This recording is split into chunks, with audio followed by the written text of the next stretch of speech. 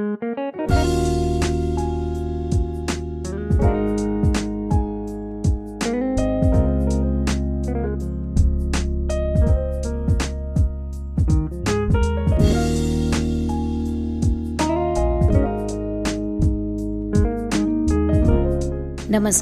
AVM online classes में आप सबका स्वागत है।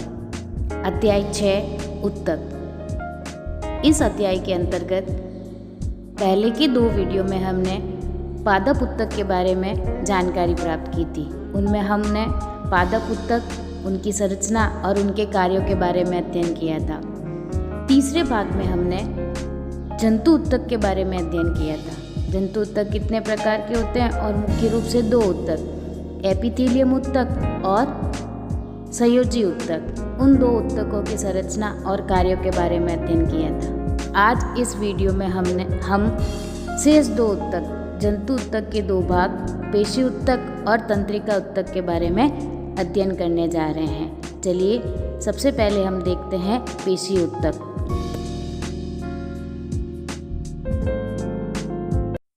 पेशी उत्तक वे उत्तक जो शरीर में गति के लिए उत्तरदायी होते हैं, अर्थात जिन उत्तकों की वजह से शरीर गति कर पाता है वे उत्तक पेशीय उत्तक कहलाते हैं। यह उत्तक लंबी कोशिकाओं का बना होता है जिसे मसल्स फाइबर कहते हैं। इनमें एक विशेष प्रकार का प्रोटीन पाया जाता है जिसे कॉन्ट्रैक्टाइल प्रोटीन कहा जाता है। इस प्रोटीन की यह विशेषता होती है कि इसमें फैलने और सिकुड़ने की क्षमता पाई जाती है और इसी क्षमता के कारण शरीर गति कर पाता है। यह जो फैलने और सिकुड़ने वाला प्रोटीन है यह स्वयं 2 प्रकार का होता है, ऑक्टिन और मायोसिन, जिनमें संकुचन और फैलाव के कारण गति उत्पन्न होती है। मसल्स टिश्यूज के कारण ही हमारा हार्ट, एनिमेंट्री कैनाल यह सब गति करते हैं। ये जो मसल्स फाइबर होते हैं यह बहुत सारे नर्वस सेल यानी तंत्रिका कोशिका से जुड़े होते हैं। इसी कारण से कुछ मसल्स होते हैं वह हमारे कंट्रोल यानी इच्छा शक्ति के अनुसार कार्य करते हैं और कुछ मसल्स ऐसे होते हैं जो हमारे कंट्रोल में नहीं होते, अर्थात हमारी इच्छा शक्ति के अनुसार कार्य नहीं कर पाते। इसी के आधार पर जो पेशी उत्तक होते हैं उनको हम 3 भागों में बांट सकते हैं, रेखित, अरेखित और कार्डियक। आइए एक एक करके इन तीनों के बारे में अध्ययन करते हैं। सबसे पहले हम लेते हैं रेखित पेशीय उत्तक।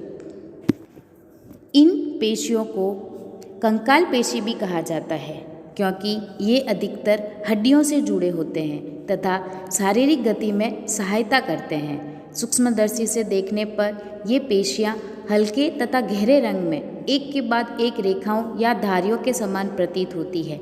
इसी कारण इसे रेखित पेशी भी कहा जाता है।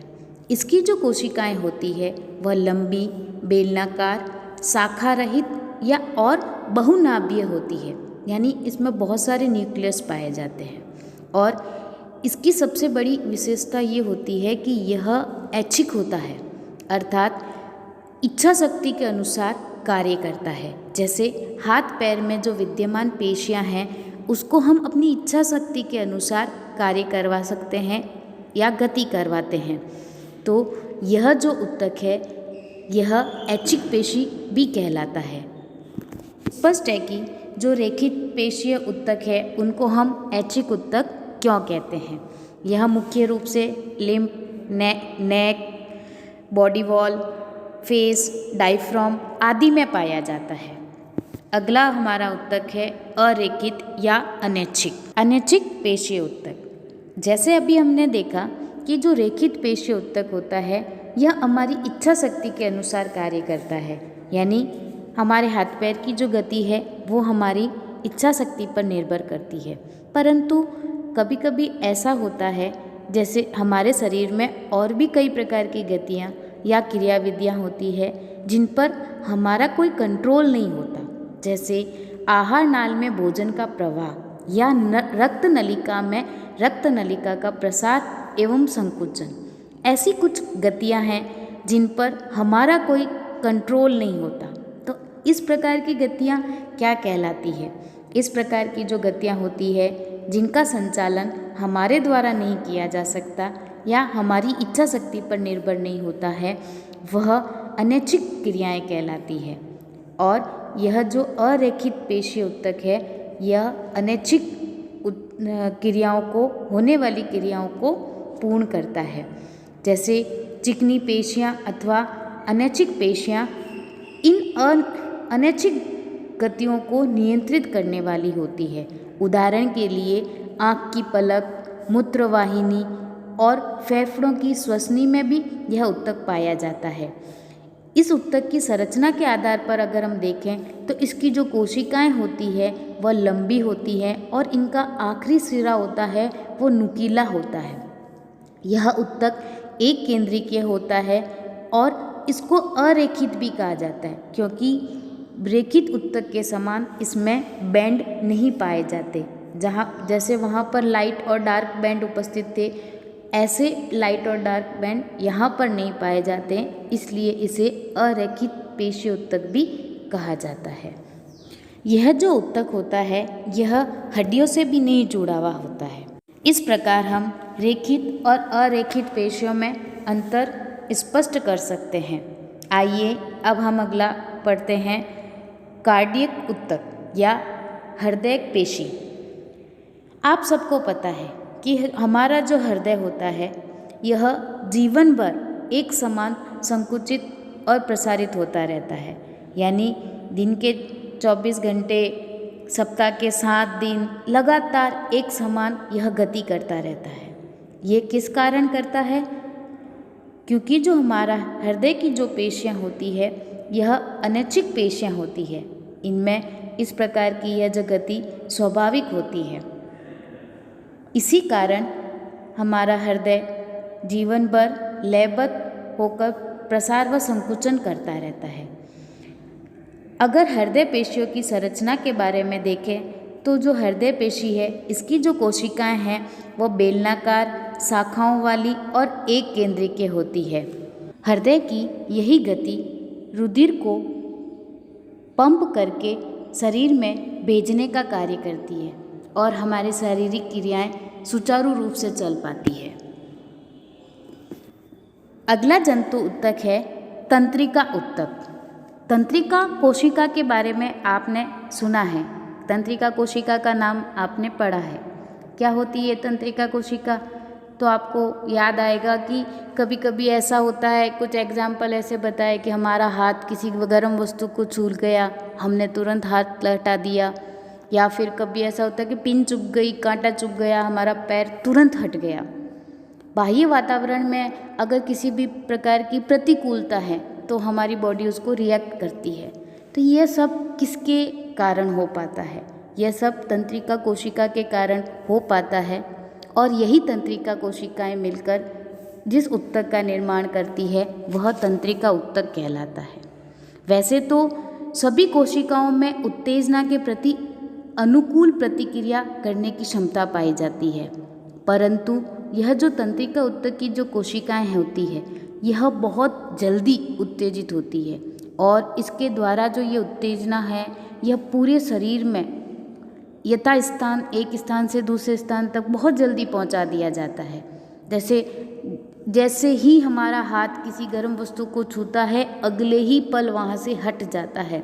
तो इसकी जो सर्विस है इतनी फास्ट है, यानी इतनी जल्दी से यह क्रिया प्रतिक्रिया करके हमें सुरक्षा प्रदान करती है। मस्तिष्क, मेरुरज्जु तथा तंत्रिकाएं सभी जो होते हैं ये तंत्रिका ऊतकों से मिलकर बने होते हैं। तंत्रिका ऊतक की जो कोशिकाएं होती है वह तंत्रिका कोशिका को हम उसे तंत्रिका कोशिका या न्यूरॉन्स कहते हैं। न्यूरॉन्स की संरचना आपने देख रखा होगा, आगे एक बड़ी कोशिका पाई जाती है, पीछे एक लंबी पूंछ के समान संरचना पाई जाती है। यानी जो तंत्रिका कोशिका जिसे न्यूरॉन कहा जाता है, इसमें न्यूरॉन में कोशिकाएं, केंद्रक तथा कोशिका द्रव्य साइटोप्लाज्म पाया जाता है। इसमें लंबे पतले बालों जैसी शाखाएं निकलती हैं जिन्हें प्रवर्ध कहा जाता है। प्राय प्रत्येक न्यूरॉन में इस तरह का एक लंबा प्रवर्ध पाया जाता है जिसे एक्सॉन कहते हैं, तथा बहुत सारे छोटी शाखाएं वाले प्रवर्ध होते हैं एक तंत्रिका कोशिका 1 मीटर तक लंबी हो सकती है। बहुत सारे तंत्रिका रेशे संयोजी ऊतक के द्वारा एक साथ मिलकर एक तंत्रिका का निर्माण करते हैं और तंत्रिका रेशों से गुजरने वाली संवेदना को तंत्रिका स्पंदन कहते हैं। अब ये मैंने स्पष्ट किया कि तंत्रिका मिलकर एक पूरा नेटवर्क बना लेती है, एक पूरा जाल बना लेती है। तो इसी नेटवर्क के कारण ये जो हमारे आवेग है वो बहुत जल्दी एक स्थान से दूसरे स्थान तक पहुंच जाते हैं और यथा स्थान पहुंचकर मस्तिष्क द्वारा जो भी प्रतिक्रिया दी जाती है उनका ये तुरंत रिप्लाई भी करते हैं। यह जो तंत्रिका से गुजरने वाले जो ये संवेदनाएं हैं जिनको हम स्पंदन कहते हैं, ये तंत्रिका का स्पंदन हमें इच्छा अनुसार अपनी पेशी की गति करने में भी सहायता करता है। तंत्रिका तथा पेशी ऊतकों का कार्यात्मक संयोजन प्राय सभी जीवों में मौलिक होता है। साथ ही यह संयोजन उत्तेजना के अनुसार जंतुओं को गति प्रदान करता है। इस प्रकार हमने देखा कि ये जो जंतु ऊतक है यह सभी सम्मिलित रूप से क्रिया करके जंतुओं की जैविक क्रियाओं को पूर्ण करने में सहायता करता है, चाहे एपिथेलियम ऊतक हो, संयोजी ऊतक हो, पेशी ऊतक हो या तंत्रिका ऊतक हो। सामूहिक रूप से ये क्रिया करके जंतुओं की क्रिया विधियों को पूर्ण करने में उनकी सहायता करता है।